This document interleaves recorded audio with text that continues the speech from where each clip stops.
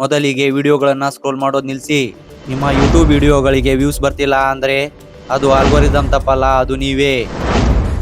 ಹೌದು, ನಾನು ಪ್ರೂವ್ ಮಾಡ್ತೀನಿ. 2-3 ಗಂಟೆಗಳ ಕಾಲ ಎಡಿಟಿಂಗ್ ಮಾಡ್ತೀರಾ, perfect cards, music, colour grading, ಮತ್ತೇನು ಮಾಡ್ತೀರಾ? ಒಂದು ಬೋರಿಂಗ್ ಟೈಟಲ್, ಒಂದು ಲೇಜಿ ಥಂಬ್ನೇಲ್, ಮತ್ತೆ ವೈರಲ್ ಎಕ್ಸ್ಪೆಕ್ಟ್ ಮಾಡ್ತೀರಾ? ಸೀರಿಯಸ್ಲಿ? ಯೂಟ್ಯೂಬ್ ನಿಮ್ಮ ಸ್ಟ್ರಗಲ್ ನೋಡೋದಿಲ್ಲ, ಅದು ಒಂದೇ ಒಂದು ವಿಷಯ ನೋಡುತ್ತದೆ. ಕ್ಲಿಕ್ ಥ್ರೋ ರೇಟ್ ಅಂದರೆ CTR. ಕ್ಲಿಕ್ಸ್ ಇಲ್ಲ ಅಂದರೆ ಗ್ರೌತ್ ಇಲ್ಲ, ಆಡಿಯನ್ಸ್ ಇಲ್ಲ, ಮನಿ ಇಲ್ಲ. ಸಿಂಪಲ್. ಬಿಗ್ ಕ್ರಿಯೇಟರ್ಸ್ ಅಪ್ಲೋಡ್ ಮಾಡಿ ಪ್ರೇ ಮಾಡೋದಿಲ್ಲ, ಅವರು ಕ್ಲಿಕ್ ಎಂಗೇಜ್ ಮಾಡ್ತಾರೆ.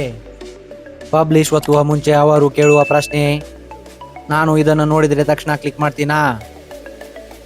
ಇದು ಎಮೋಷನ್ ಕ್ರಿಯೇಟ್ ಮಾಡ್ತಿದೆಯಾ? ಕ್ಯೂರಿಯಾಸಿಟಿ ಹುಟ್ಟಿಸ್ತಿದೆಯಾ?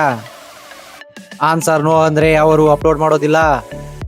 ಥಂಬ್ನೇಲ್ಗೆ ಒಂದೇ ಒಂದು ಕೆಲಸ ಅಂದರೆ ಸ್ಕ್ರೋಲಿಂಗ್ ನಿಲ್ಲಿಸಬೇಕು. ಇಂಪ್ರೆಸ್ ಮಾಡೋಕ್ಕಲ್ಲ, ಡೆಕೋರೇಷನ್ಗೆ ಅಲ್ಲ. Stop the scroll. Big face, big emotion, simple words ಅಷ್ಟೇ ಇರಲಿ ನಿಮ್ಮ ಥಂಬ್ನೇಲ್ನಲ್ಲಿ. ಟೈಟಲ್ ಏನು ಮಾಡಬೇಕು ಗೊತ್ತಾ? ಬ್ರೈನ್ನಲ್ಲಿ ಓಪನ್ ಲೂಪ್ ಕ್ರಿಯೇಟ್ ಮಾಡಬೇಕು. Example, how to growth on YouTube. ಇದು ತಪ್ಪು. ಪವರ್ಫುಲ್ ಅಂದರೆ ಈ ಒಂದು ಸ್ಮಾಲ್ ಚೈನ್ನಿಂದ ಚಾನಲ್ ಎಕ್ಸ್ಪ್ಲೋಡ್ ಆಯಿತು. ಇದನ್ನು ನೋಡಿದವರು ಇಗ್ನೋರ್ ಮಾಡೋಕೆ ಆಗೋದಿಲ್ಲ. ಗಮನಿಸಿ, ಆವ್ರೇಜ್ ಕ್ರಿಯೇಟರ್ಸ್ ಕಂಟೆಂಟ್ ಮೇಲೆ ಫೋಕಸ್ ಮಾಡ್ತಾರೆ. ಸ್ಮಾರ್ಟ್ ಕ್ರಿಯೇಟರ್ಸ್ ಪ್ಯಾಕೇಜಿಂಗ್ ಮೇಲೆ ಫೋಕಸ್ ಮಾಡ್ತಾರೆ. ಕಿಲ್ಲರ್ಸ್ ಎರಡನ್ನೂ ಮಾಸ್ಟರ್ ಮಾಡ್ತಾರೆ. ನೆಕ್ಸ್ಟ್ ಟೈಮ್ ಅಪ್ಲೋಡ್ ಮಾಡುವಾಗ ಜಸ್ಟ್ ಪೋಸ್ಟ್ ಮಾಡಬೇಡಿ, ಕಾಂಪೀಟ್ ಮಾಡಿ. ಯೂಟ್ಯೂಬ್ನಲ್ಲಿ ಅಟೆನ್ಷನ್ ಒಂದು ವಾರ್. ಶಾರ್ಪ್ ಆಗಿರೋರೇ ವಿನ್ ಆಗ್ತಾರೆ.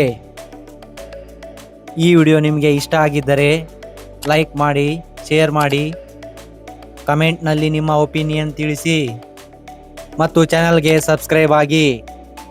ನೆಕ್ಸ್ಟ್ ವಿಡಿಯೋನಲ್ಲಿ ಇನ್ನೂ ಸ್ಟ್ರಾಂಗ್ ಕಂಟೆಂಟ್ ಜೊತೆ ಭೇಟಿಯಾಗೋಣ.